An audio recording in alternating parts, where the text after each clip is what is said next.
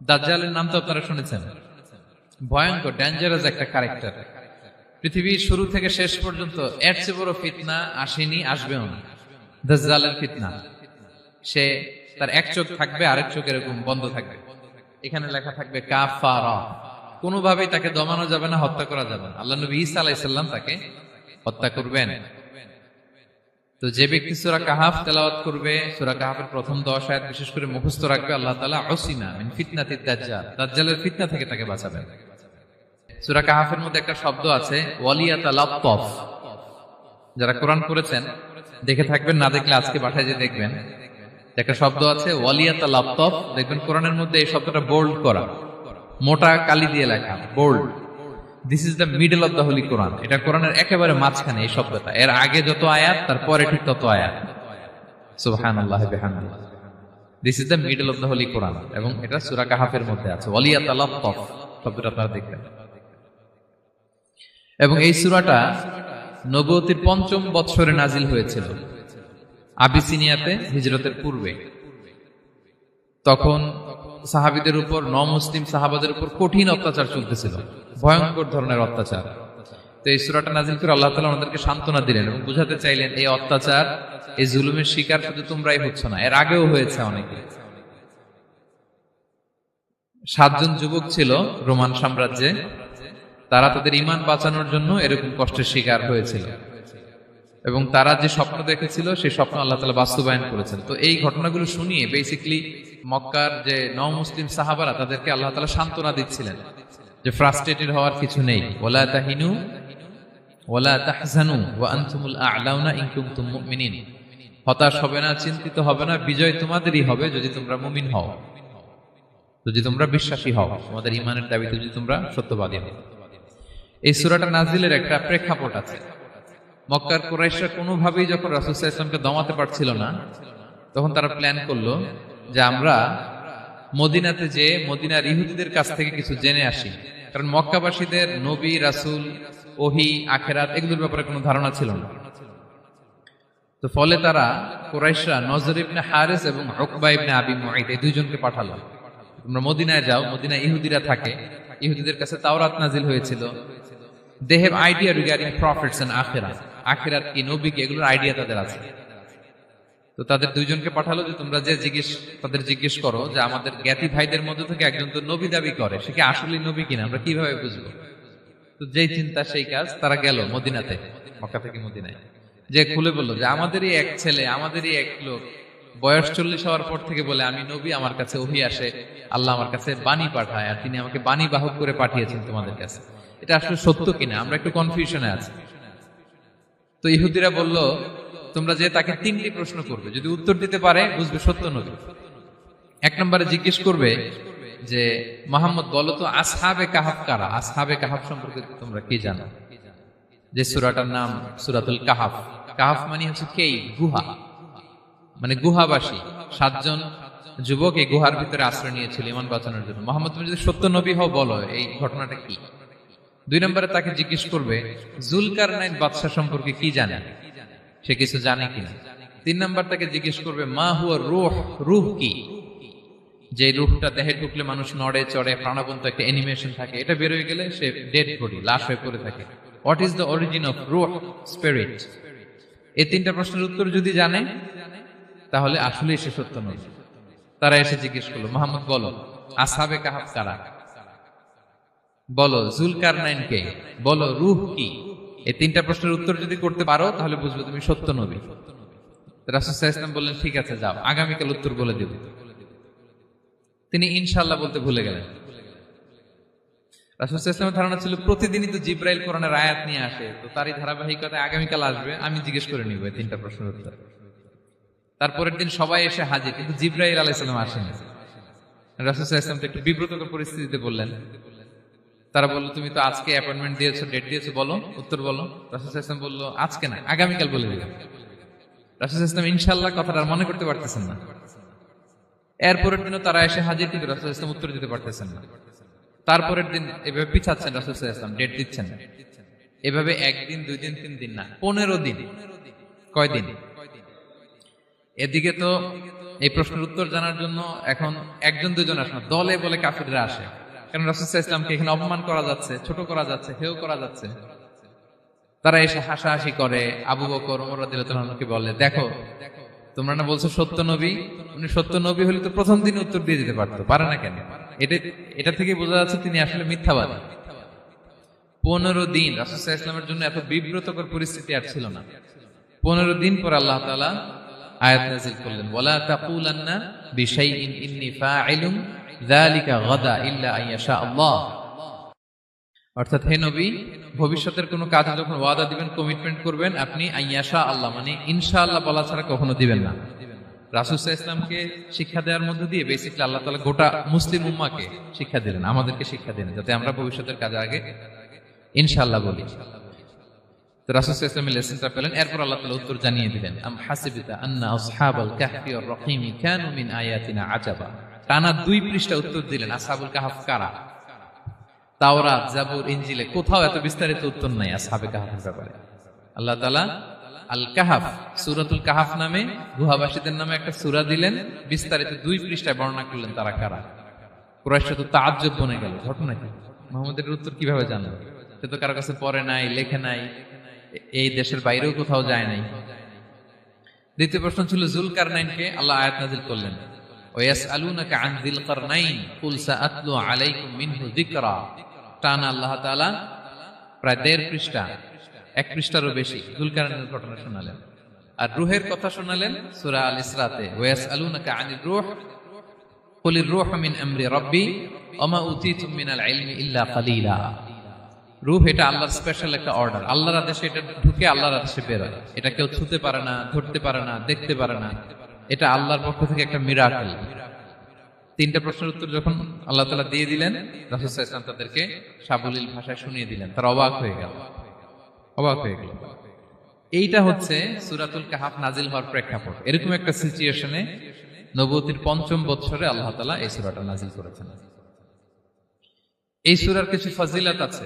রাসূল সাল্লাল্লাহু আলাইহি ওয়াসাল্লাম জুমার দিনে এই সূরাটা আমাদেরকে তেলাওয়াত করতে বলেছেন। আপনারা তেলাওয়াত করেন তো? সূরা কাহফ যদি জেনে না থাকেন আজকে থেকে করবেন। রাসূল সাল্লাল্লাহু আলাইহি ওয়াসাল্লাম বলেছেন যে জুমার দিনে যে এই সূরা কাহফ তেলাওয়াত করবে, মান ক্বারা সূরাতাল কাহফি ফি ইয়াউমিল জুমআতি আযা লাহু মিনান নূরি মা বাইনাল জুমআতাইন। 2 জুমার মাঝখানে আল্লাহ তাআলা এই জুমার সময়টাকে তার জন্য আলোকিত করে দেয়। কি করে দেয়? আলোকিত করে দেয়। একটা নূর তার জন্য সেট করে, এই নূর তাকে হেদায়েতের পথে অবশিষ্ট রাখে। এটা হচ্ছে একটা। তাহলে জুমার দিন আমরা সূরা কাহফ তেলাওয়াত করব, মনে করি এটা সুন্নাহ। জুমার দিনের সুন্নাহগুলোর মধ্যে থেকে একটা সুন্নাহ হচ্ছে সূরা কাহফ তেলাওয়াত করা। আবার আরেকটা হাদিসে রাসূল সাল্লাল্লাহু আলাইহি ওয়াসাল্লাম বলেছেন, মান হাফিযা 10 আয়াতিন মিন আউয়ালি সূরাতিল কাহফি উসিমা মিন ফিতনাতিদ দাজ্জাল। যে ব্যক্তি সূরা কাহফের প্রথম 10 আয়াত মুখস্থ করবে, সে দাজ্জালের ফিতনা থেকে মুক্তি পাবে। তা আমরা দাজ্জালের ফিতনা থেকে বাঁচতে চাই কি চাই না? আমরা যেন সূরা কাহফের প্রথম 10 আয়াত মুখস্থ করি, সূরা কাহফ যেন জুমার দিন আমরা তেলাওয়াত করি।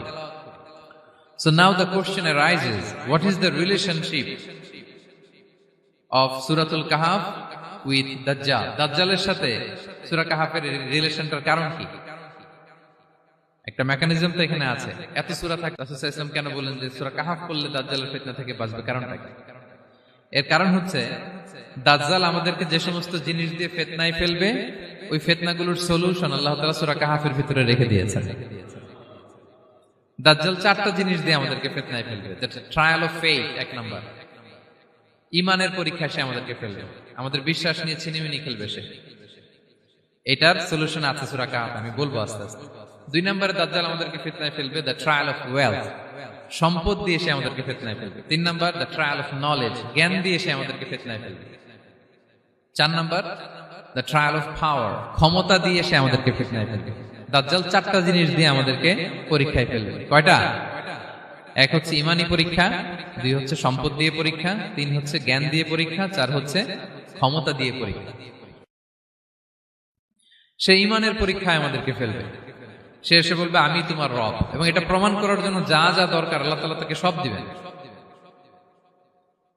সে সব করতে পারবে। সে বলবে আমি তোমার রব। যদি বিশ্বাস না হয়, তোমার বাবাকে যদি জীবিত করে বিশ্বাস করবে? অনেকে বলবে হ্যাঁ আমার আব্বাকে জীবিত করে দেখান। তো তার বাবাকে ঠিকই সে জীবিত করে ফেলবে। আসলে শয়তান তার বাবার সুরাত নিয়ে সামনে দাঁড়াবে। আরে তাই তো, এটাই তো আমার বাবা, এটাই তো আমার দাদা। মানুষ ফিতনায় পড়ে যাবে, ইমানের ফিতনায়। সে ভাববে আসলে এটাই বোধহয় আমার রব। এবং তাকে এত ক্ষমতা দেয়া হবে, তার ডান দিকে থাকবে জান্নাত, বাঁ দিকে জাহান্নাম। তার কাছে আল্লাহ এটা দিবে। যে তার কথা শুনবে তাকে সে জান্নাতে ঢুকাবে, কিন্তু জান্নাতে ঢুকে সে জাহান্নামের শাস্তি ভোগ করবে। এটা তার বাইরের মানুষ বুঝবে না, অ্যাপারেন্টলি এটা জান্নাত। আর যে তাকে মানবে না তাকে সে জাহান্নামে ফেলবে, কিন্তু জাহান্নামে ঢুকলেও সে জান্নাতের নাজ নেয়ামত ভোগ করবে। তাহলে এই যে ইমানের ফিতনায় সে ফেলে দিবে আমাদেরকে। তো ইমান কি করে বাঁচাবো, এটা সলিউশন আমি শোনাবো আপনাদের। 2 নম্বরে, সে আমাদেরকে সম্পদ দিয়ে ফিতনায় ফেলবে। যার যা লাগবে সেটাই দিতে পারবে, যা লাগবে।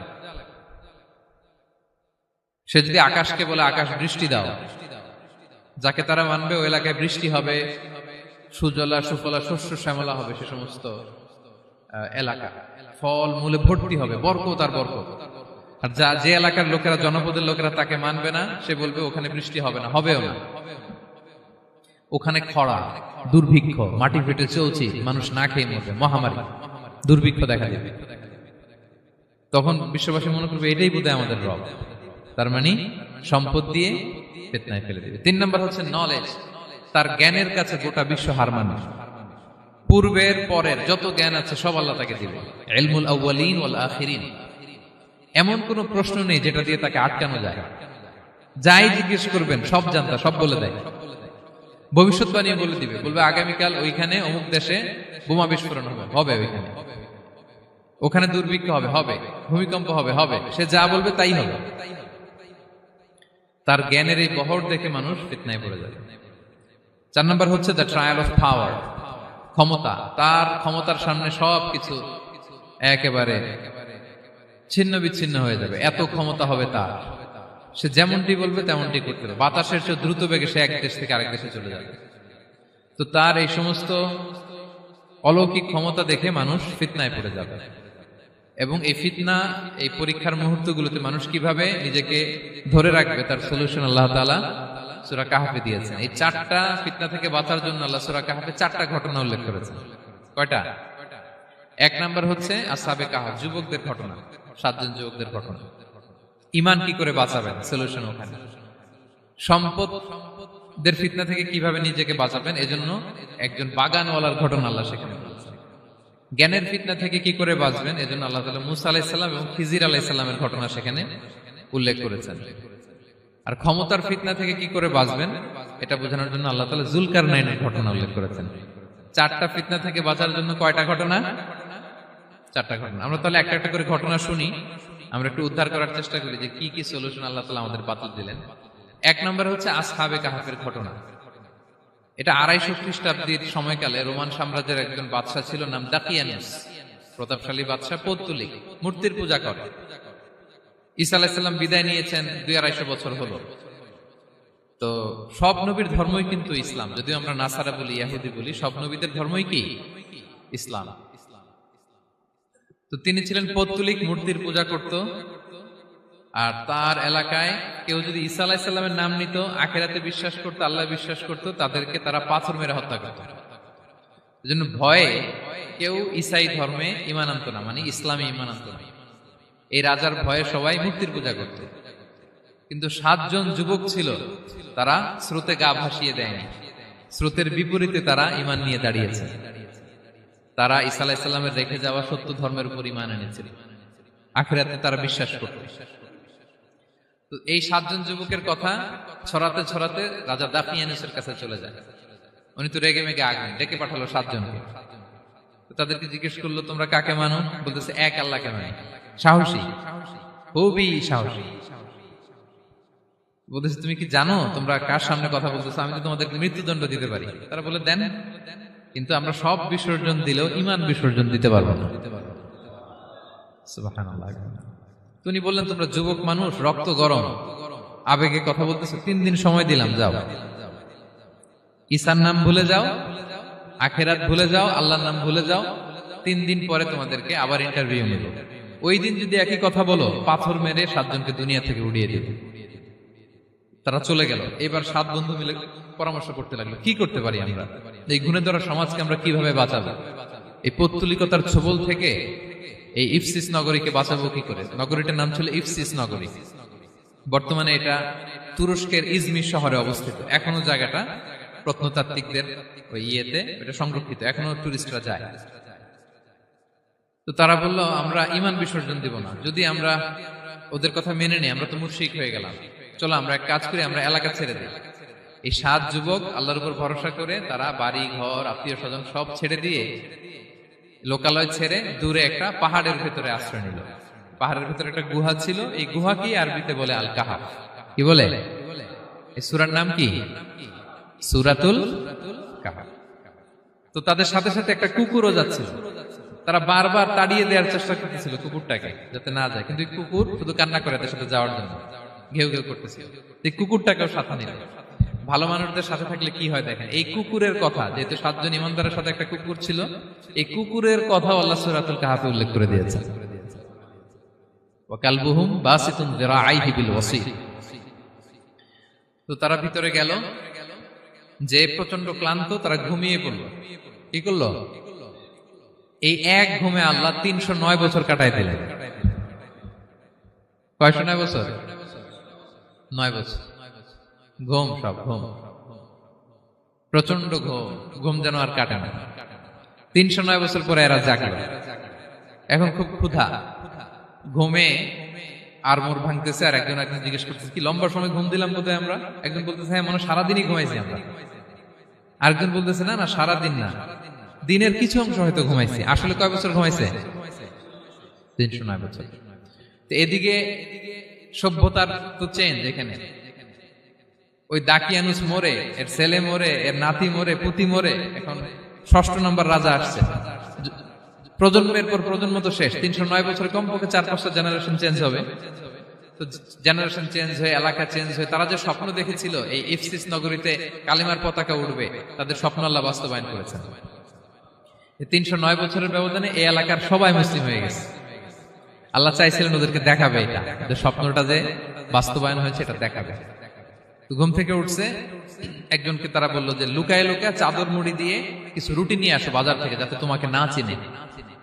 চাদর মুড়ি দিয়ে যাও। কিছু পয়সা ছিল, মুদ্রা দিয়ে দিছে। তো সে যে যখন দোকানদারের কাছ থেকে রুটি নিয়েছে আর মুদ্রা দিছে, দোকানদার বলে, এই মুদ্রা কোত্থেকে আসলো? 309 বছর আগে মালয়েশিয়াতে রিঙ্গিট ছিল কিনা জানি না, যেভাবে ওরা ট্রানজাকশন করতে পারে, যেটা ছিল ওইটা যদি এখন কেউ দেয়, রাজধানী বিলাসে খাবার পাওয়া যাবে? হ্যাঁ। তো রুটিওয়ালা বলে, তুমি বর্তমান সময়ের মুদ্রা দাও, এটা দিচ্ছ কেন? বলতেছে, এটা তো বর্তমান সময়ের মুদ্রা। বলতেছে, এই যে মুদ্রার মধ্যে দেখো কোন সালের সিল দেওয়া, এটা তো শত শত বছর আগে। বলতেছে, কি বলে শত বছর আগে? আমি তো আজকে সকালেই বাজার করলাম, ওই বাজার করে যে টাকাগুলো ছিল ওইটাই তো পকেটে। বলতেছে, বলে কি? নিশ্চয়ই তুমি গুপ্তধনের সন্ধান পেয়েছো, হিডেন ট্রেজার। বলো। মানে তার সাথে এদের কথাবার্তা কিছু মিলতেছে না। পরে তাকে ধরে ওই সময়কার রাজার কাছে নিয়ে গেছে। ওই রাজা আবার মুসলিম, সবাই মুসলিম তখন। সে যা বলে এরাও কেউ বিশ্বাস করে না, এরাও যা বলে এও বিশ্বাস করে না। আর এলাকা, এর বাড়ি ঘর আসবে কোত্থেকে? এর নাতি পুতি যা আছে 5-6 পুরুষ তো মরে সবাই কবরে। তখন তার কথা শুনে সবাই অবাক। তো এটা মিলানোর জন্য তারা 309 বছর আগের দাকিয়ানুস বাদশার সরকারি যে নথিপত্র, ওই পুরাতন ছিঁড়া নথিপত্র তারা বের করলো। বের করে দেখে ঠিকই দাকিয়ানুস নামে এক বাদশা ছিল, আর অনেক শত শত বছর আগে মোস্ট ওয়ান্টেড 7 জন যুবক ছিল, যাদের ব্যাপারে এক্সিকিউশনের অর্ডার ছিল। এখন দেখে তারা অবাক। লম্বা ঘটনা আমি খুব শর্ট করে বলতেছি। পরে সবাই মিলে তাকে সহ ওই গুহায় গেল। গুহায় যাওয়ার পরে সে বাকিদেরকে ডাকতে গুহার ভিতরে ঢুকলো। আল্লাহ তাআলা 7 জনকে ওইখানে মৃত্যু দিয়ে দিলেন। চিরকালের জন্য এই 7 জন ঘুমায় পড়লো। আর এলাকাবাসী, রাজা সহ এখানে তারা একটা মসজিদ নির্মাণ করলো। This is the story of আসহাবে কাহাফ। তো এলাকাবাসী যদিও মুসলিম হয়েছিল, কিন্তু আখিরাতের ব্যাপারে তাদের একটা সন্দেহ ছিল, যে আসলে মানুষ মরার পরে কি আবার জীবিত হবে? মৃত্যুবরণ করার পরে আবার মানুষ জীবিত হবে? তাদের মনের মধ্যে একটা সন্দেহ ছিল যে আসলে মারা গেলে মানুষ আবার উঠতে পারে। তাদের এই সন্দেহ দূর করার জন্য আল্লাহ তাআলা এই 7 জনকে 309 বছর ঘুম পাড়িয়ে আবার জীবিত করলেন। সুবহানাল্লাহ বিহামদিহি। তাহলে ঈমান কিভাবে বাঁচাতে হয় এটার প্রেরণা আমরা এই 7 যুবকের কাছ থেকে পাই। এখানে যেটা আমরা শিখি প্রিয় ভাইরা, 1 নম্বর লেসন হচ্ছে আমাদের গুড কোম্পানি লাগবে, রাইটাস পিপল, মানে আমাদের সার্কেলটা ভালো হইতে হবে। তাদের 7 জনের সার্কেলটা খুব ভালো ছিল, ফলে তারা বিপথে যায় না এবং তারা এমন শক্ত সিদ্ধান্ত নিয়েছে যে আল্লাহ তাআলা সেটাতে বরকত দিয়েছেন, গোটা সমাজকে আল্লাহ তাআলা চেঞ্জ করে দিয়েছেন। এটা হচ্ছে 1 নম্বর লেসন। আপনি ঈমান বাঁচাতে হলে আপনার সার্কেল ভালো লাগবে। খুঁজবেন যে এলাকায় যাবেন ওখানে নামাজি সার্কেল কারা আছে, ওখানে জ্ঞানী গুণী সার্কেল কারা আছে, ওখানে ভালো কাজ করতে চায়, একে অপরকে সহযোগিতা করে, কল্যাণের পথের যাত্রী কারা আছে খুঁজতে হবে আপনাকে। খুঁজে ওই সার্কেলে আপনি যুক্ত হবে, তাইলে ঈমান বাঁচানো যাবে। ক্লিয়ার? 2 নাম্বার হচ্ছে conflict between believers and disbelievers it's universal. সত্য মিথ্যার লড়াই এটা চিরন্তন, আজীবন থাকবে। এটা ওনাদেরও ছিল, এখনো আমাদের লড়াই করে যেতে হচ্ছে, আমাদের ভবিষ্যৎ প্রজন্মও করবে। এই লড়াইটা আমরা করে যেতে চাই। কি বলেন? হ্যাঁ, থামা যাবে না? আমরা থামতে আসিনি, আমরা এই লড়াইটা করে যাব, আমরা সত্যের কথা বলেই যাব ইনশাআল্লাহ। বলেন। 3 নাম্বার হচ্ছে যে লেসনটা আমরা পাই, অনেকগুলো লেসন, আমি খুব প্রেসাইজলি বলতেছি। যুবকরা চাইলে একটা সমাজকে পাল্টে দিতে পারে। এই পৃথিবীতে যত বড় বড় বিপ্লব হয়েছে এগুলো যুবকরা এনেছে। তারা হচ্ছে সভ্যতা গড়ার কারিগর। আসহাবে কাহাফ আমাদের এই সময়ের নওজওয়ানদের জন্য প্রেরণা, তারা আমাদের জন্য প্রেরণার বাতিঘর। তারা যেমনি ঈমানকে রক্ষা করেছে, আমাদের যুবকরা চাইলেও তাদের ঈমানি চেতনাতে স্পিরিট দিয়ে সমাজটাকে পাল্টে দিতে পারে। কি বলেন? এখানে বেশিরভাগই তো যুবক। হ্যাঁ, গুড সার্কেলে থাকবেন তো আপনারা? সত্যের পক্ষে সবাই থাকবেন তো? আল্লাহ তাআলা কবুল করুন। আচ্ছা, এবার 2 নাম্বার ছিল সম্পদের ফিতনা, কিভাবে বাঁচবেন। আসহাবে কাহাফের পরে সূরা কাহাফে আল্লাহ তাআলা একজন বাগানওয়ালার ঘটনা বলেছে। 2 জন বন্ধু, একজন একটু গরিব, সে বিশ্বাসী, আরেকজন ধনী, সে অবিশ্বাসী। তাকে আল্লাহ তাআলা বিশাল বড় খেজুরের বাগান আর আঙ্গুরের বাগান দিয়েছেন, বিশাল বড়, অনেক বড় বিজনেস ম্যাগনেট। তো এই সম্পদের অহংকার সে করত। সে প্রায় তার গরিব বন্ধুকে বলতো যে তোর চেয়ে আমার সম্পদও বেশি, সন্তানও বেশি, জনবল বেশি, লোকবল বেশি, অর্থবল বেশি, সব বেশি। অহংকারে তার পা মাটিতে পড়ত না। আর সে আখিরাতে অবিশ্বাস করত এবং সে বলতো যে এই সম্পদ আমারে বাঁচাবে, চিরকাল আমাকে স্মরণীয় করে রাখবে, এই সম্পদ কোনোদিন যাবে না। অনেক বড় বড় ধনীরা আছে, তারা এরকম মনে করে যে আমি এত বড় সিআইপি, হ্যাঁ, আমি এত বড় বিজনেস ম্যাগনেট, এই দিন বোধহয় আর চেঞ্জ হতে পারে না, আমার আজীবনই বোধহয় এত পাওয়ার থাকবে, এত সম্পদ থাকবে। এটা ভুল ধারণা। এটা কি ভুল ধারণা? এই যে তুরস্কে দুর্ভিক্ষ হইল না, আপনারা দেখছেন না যে অনেক সম্পদের মালিক বাড়ি ঘর ভেঙে রাস্তার ফকির। এখন ওই যে ডিফিউজিদের জন্য যে খাবার আসছে ওখানে লাইনে দাঁড়াইছে, কারণ এখন লাইনে না দাঁড়ালে খাবারও তো মিলবে না। 1000 কোটি টাকার মালিক ছিল, ভেঙে চুরে সব শেষ। এখন রিলিফের নেওয়ার জন্য দুস্থদের কাতারে ওখানে দাঁড়াইছে, কারণ দাঁড়াইলেই কিছু খাবার পাওয়া যাবে, খিচুড়ি পাওয়া যাবে, তা না হলে তো খাবারটাও মিলবে না। এই যে বঙ্গবাজারে আগুন লাগলো আমাদের বাংলাদেশে, 20টা-25টা দোকান ছিল অনেকের যাদের অন্যান্য বিজনেস আছে তারা হয়তো সার্ভাইভ করতে পারতেছে, কিন্তু এমন অনেক ব্যবসায়ী ছিল সব শেষ, জ্বলে পুড়ে তার টাকা পয়সা পুঁজি স্বপ্ন সব শেষ। তো ধনীকে গরিব বানাতে আল্লাহর 1 সেকেন্ডও লাগে না। ওই বিশাল প্রাসাদ থেকে টেনে ভাঙ্গা থালা হাতে দিয়ে রাস্তায় নামাইতে আল্লাহর কয় সেকেন্ড লাগে বলেন তো? 1 সেকেন্ডও লাগে না। সো এই লেসনটা কিন্তু আমাদের নিতে হবে। এবং ওই ব্যক্তির নসিবে তাই ঘটেছিল। সে যখন অহংকার করতেছিল, আল্লাহ তাআলা আকাশ থেকে হুসবান একটা আগুন পাঠালো। ওই আগুন এসে তার আঙ্গুরের বাগান, তার খেজুরের বাগান, বিশাল মাইলকে মাইল এই বাগান জ্বালিয়ে পুরো মুহূর্তের মধ্যে সারখার করে, এবং মুহূর্তের মধ্যে সে পথের ভিখারি, ফকির। এই ঘটনাটা এনে আল্লাহ তাআলা সম্পদশালীদেরকে রিমাইন্ডার দিলেন যে এই সম্পদের ফিতনায় তোমরা পড়ে যেও না। আমরা সম্পদশালী হলে বাস্তবতা অনেক সময় ভুলে যাই। সূরাতুল হুমাজাতে আল্লাহ তাআলা বলেন ইয়াহসাবু আন্না মালাহু আখলাদা। সম্পদশালীরা মনে করে এই সম্পদ আমাকে চিরকাল বাঁচিয়ে রাখবে, চিরকাল বোধহয় এই সম্পদ আমার হাতে থাকবে। না, এটা হাতের ময়লা, আজ আছে কাল নাই, যে কোনো সময় চলে যেতে পারে। এটা হচ্ছে ম্যাটেরিয়ালিস্টিক আউটলুক, বস্তুবাদী চিন্তা থেকে এই আমাদের ধনী ভাইদের এই সমস্যাটা হয়। ভোগবাদী চিন্তার প্রভাব আর কি। সম্পদ যখন হাতে থাকে ধরাকে সরাজ্ঞান করে, মনে করে যে সবই আমার কন্ট্রোলে। না, আপনারে ওই গরিবের কাতারে আনতে, ওই রিলিফের সম্পদ নেয়ার জন্য ওই লাইনে দাঁড় করাইতে আল্লাহর 1 সেকেন্ডও লাগে না। এটা খেয়াল রাখতে হবে। আমরা যখন প্রাইভেট কারে চড়ি, মাঝে মাঝে অনেকে এসে হাত পাতে, এদেরকে ছোট করা যাবে না। গল্পটা আল্লাহ ভিন্ন করতে আল্লাহর 1 সেকেন্ডও লাগে না। ওইদিকে আমি দাঁড়ায় হাত পাততাম আর উনি প্রাইভেট কারে বসে থাকতো। আল্লাহ চাইলে এরকম করতে পারতেন না? পারতেন। তো এখান থেকে আমাদের জন্য শিক্ষা হচ্ছে, সম্পদ এটা ক্ষণস্থায়ী, আজ আছে কাল নাই। এটা ক্ষণস্থায়ী, এটাকে এভারলাস্টিং মনে করা যাবে না। এভারলাস্টিং হচ্ছে আখিরাত। ওয়ালাল আখিরাতু খায়রুল লাকা মিনাল উলা। আখিরাত তোমার জন্য দুনিয়ার চেয়ে শ্রেষ্ঠ। এবং আল্লাহ তাআলা দৃষ্টান্ত একটা দিয়েছেন যে দুনিয়ার জীবনটা হচ্ছে কামা, ওই পানির মতো যেটা আনজালনাহু মিনাস সামা, আকাশ থেকে নাজিল করেছি। ওই পানি ক্ষেতের মধ্যে পড়ে ফসল, ফুল ফসল হয়েছে। এরপরে যখন ফসল কাটা হয়, ওই ক্ষেত খামার এগুলো তৃণলতা হয়ে যায়, ভুসির মতো হয়ে যায়। তখন বাতাসের ঝাপটায় একবার এদিকে যায়, একবার ওদিকে যায়। অনেক লম্বা উপমা, আমি সংক্ষেপে বললাম। তো শেষ আউটপুটটা হচ্ছে এটা, সম্পদ এটা মুহূর্তেই চলে যেতে পারে। সম্পদ উপার্জন জায়েজ আছে, মুসলিমরা সম্পদ উপার্জন করতে পারবে, কোনো অসুবিধা নাই।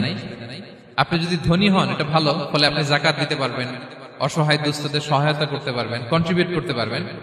আপনি সম্পদ হাতের মুঠোয় নেবেন, কন্ট্রোল করবেন, কিন্তু এই দিকে স্থান দিবেন না। দ্যাটস ইট, তাহলেই হবে। আমরা সম্পদ কি করতে পারবো? উপার্জন করতে পারবো, কিন্তু হৃদয়ে স্থান দিতে পারবো না। হৃদয়ে স্থান থাকবে আখিরাতে। এই মাইন্ডসেট যদি আপনি গড়ে তোলেন, তাহলে সম্পদের ফিতনা আপনি কখনো পড়বেন না। এই পয়েন্টটা কি ক্লিয়ার সবার? ক্লিয়ার। 3 নাম্বার ফিতনা ছিল কিসের ফিতনা দেখি কে বলতে পারে? প্রথমটা হচ্ছে বিশ্বাস বা ঈমানের ফিতনা, 2 নাম্বার হচ্ছে সম্পদের ফিতনা, 3 নাম্বার জ্ঞানের ফিতনা। জ্ঞানেরও কিন্তু ইলমেরও একটা গরম আছে। যার ইলম আছে তার মধ্যে এই সমস্যাটা কাজ করে। সেটার জন্য আল্লাহ তাআলা মুসা আলাইহিস সালাম, খিজির আলাইহিস সালামের ঘটনা বলেন। আমি খুব সংক্ষেপে বলবো, সময় কম। মুসা আলাইহিস সালাম হচ্ছে বনি ইসরাইলের নবী, আর খিজির আলাইহিস সালাম কেউ বলেছেন নবী, কেউ বলেছেন আল্লাহর ওলি। আসলে আরবিতে ওনার নাম খদির, আমরা বাংলায় বলি খিজির। খদির মানে সবুজ। উনি যে কোনো জায়গায় বসলে ওখানে মরা গাছ, লতা পাতা এগুলো সবুজ হয়ে যেত। অনুর্বর এলাকার উপর দিয়ে হেঁটে গেলে ওটা উর্বর হয়ে যেত। তো মুসা আলাইহিস সালাম একবার ওয়াজ করতেছেন এইভাবে বনি ইসরাইলের সামনে, খুতবা দিচ্ছেন। হঠাৎ এক লোক দাঁড়ায় বলে, ইয়া নবী আল্লাহ, মান আ'লামু ফিল আরদ, বর্তমান পৃথিবীতে সবচেয়ে জ্ঞানী কে? মুসা আলাইহিস সালাম বলেন, ফাকালা আনা, আমি। কি বললেন? উনি আসলে ভুল কিছু বলেন নাই, কারণ প্রত্যেক জামানার নবীকেই আল্লাহ তাআলা সবচেয়ে বেশি জ্ঞান দিয়ে পাঠান, কারণ তার কাছে ওহীর জ্ঞান আসে, অদৃশ্যের খবর আসে, ইলমুল গায়ব আসে। কিন্তু এই উত্তরটা আল্লাহ তাআলার পছন্দ হয় না। আল্লাহ তাআলা চাচ্ছিলেন মুসা যদি বলতো আল্লাহ তাআলাই জানে কে জ্ঞানী বা আল্লাহই সবচেয়ে জ্ঞানী, এরকম হলে ভালো হতো। কিন্তু মুসা আলাইহিস সালাম কি বলছে? আমি।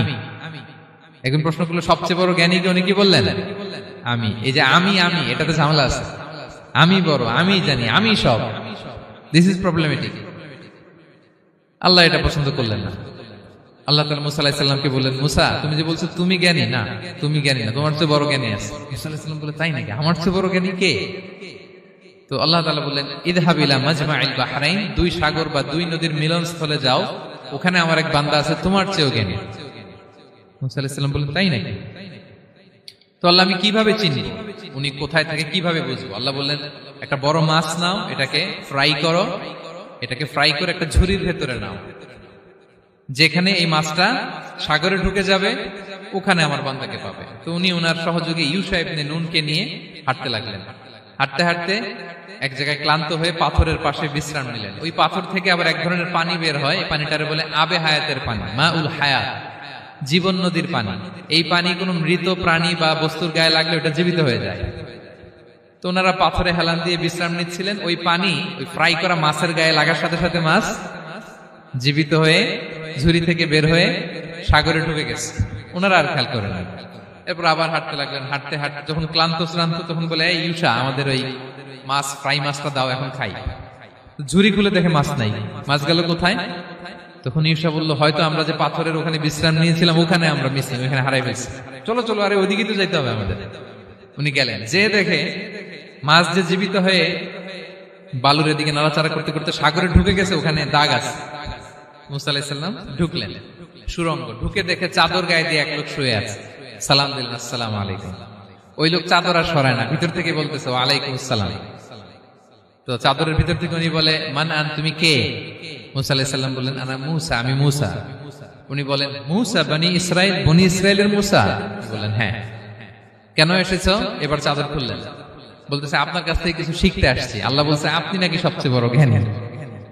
আমি ভুল করে বলে ফেলছিলাম আমি, আল্লাহ বলছেন যে আপনি নাকি জ্ঞানী। বলতেছে না, তুমি আমার জ্ঞান নিতে পারবে না, ওই ধৈর্য শক্তি তোমার নাই।